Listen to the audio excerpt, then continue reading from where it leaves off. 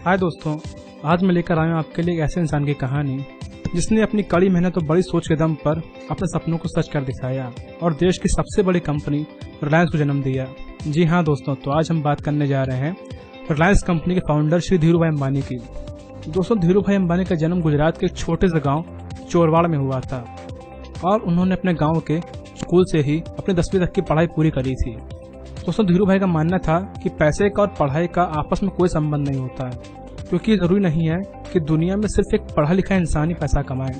इसी सोच के साथ धीरू भाई सिर्फ 17 साल की छोटी सी उम्र में नौकरी करने के लिए अदन चले गए। धीरू भाई अदन में एक क्लर्क की नौकरी करते थे और उनकी तनख्वाह सिर्फ 300 रुपये महीना थी। धीरू भाई ने अपना घर चलाने के लिए वहाँ और भी कई सारे छोटे मोटे काम किए थे।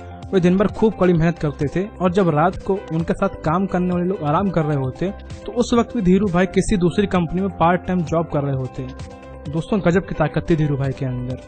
वो अपने साथ काम करने वाले लोगों से भी ज्यादा कमाते थे, लेकिन फिर भी वो सोचते थे कि अगर मुझे अमीर बनना है तो मुझे अपना खुद का बिजनेस करना ही होगा, क्योंकि नौकरी करके मैं कभी भी अमीर नहीं बन सकता। और उनका ये भी मानना था कि अमीर का असली मतलब तो अपने देश में है, और वो भी अपने लोगों के बीच, न कि विदेशों में। बस इसी सोच के साथ वो 9 साल बाद वापस अपने देश भारत लौट आए। उन्होंने वापस आने के बाद मुंबई के एक छोटे से फ्लैट में अपने परिवार के साथ रहना शुरू कर दिया और इसी दौरान उन्होंने सिर्फ 15,000 रुपए की मदद से अपना पहला बिजनेस शुरू किया। वो गल्फ कंट्रीज में मसाले और कपड़े एक्सपोर्ट करने लगे थे। कुछ ही सालों में धीरू भाई यहाँ किंग ऑफ पॉलिस्टर के नाम से फेमस हो गए। और दोस्तों, कुछ ही सालों के बाद उन्होंने गुजरात में अहमदाबाद के पास सिर्फ 4 मशीनों की मदद से एक टेक्सटाइल मिल खड़ी कर दी। उस टेक्सटाइल मिल में जो भी कपड़े बनते थे उन्हें ज्यादातर बाहर गल्फ कंट्रीज में एक्सपोर्ट कर दिया जाता था। उनके इस एक्सपोर्ट बिजनेस की वजह से उन्हें खूब फायदा हो रहा था और तो और बाहर के देशों का पैसा हमारे देश हिंदुस्तान में आ रहा था, जिसकी वजह से हमारा देश और भी अमीर बनता जा रहा था। लेकिन धीरू भाई को अपने बिजनेस में काफी परेशानियों का भी सामना करना पड़ा था। जब उन्हें अपने बिजनेस को और बड़ा करने के लिए पैसों की जरूरत पड़ी तब उन्हें कई सारी बैंकों से लोन मांगा, पर किसी बैंक ने उन्हें लोन नहीं दिया। लेकिन धीरू भाई भी कहाँ हार मानने वाले थे।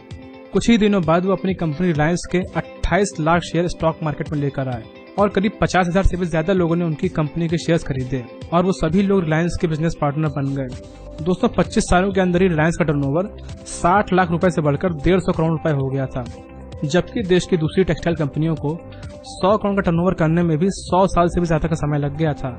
दोस्तों, धीरू भाई के बारे में एक किस्सा बड़ा मशहूर है। जब धीरू भाई अपने बिजनेस के सबसे सफल लोगों में गिने जाते थे तब उनसे मिलने कुछ लोग आए और उन्होंने धीरू भाई से उनकी कामयाबी का राज पूछा। तब धीरू भाई ने उनसे एक सवाल पूछा कि आप लोगों को इस वक्त मेरे पीछे क्या दिखाई दे रहा है।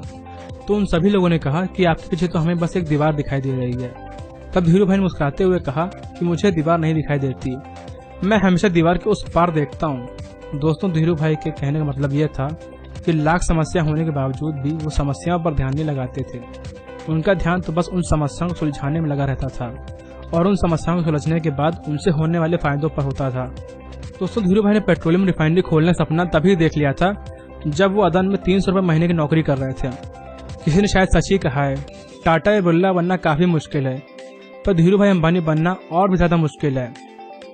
दोस्तों, धीरू भाई एक बात हमेशा कहते थे, बड़ा सोचो, तेजी से सोचो और सबसे पहले सोचो, क्योंकि सोच पर सिर्फ किसी एक इंसान का अधिकार नहीं होता। और धीरू भाई की इस बड़ी सोच ने आज रिलायंस को इंडिया की सबसे बड़ी प्रॉफिट मेकिंग कंपनी बना दिया।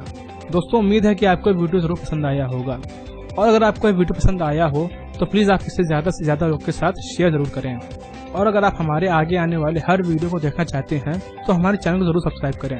तब तक के लिए good bye and thanks for watching the video.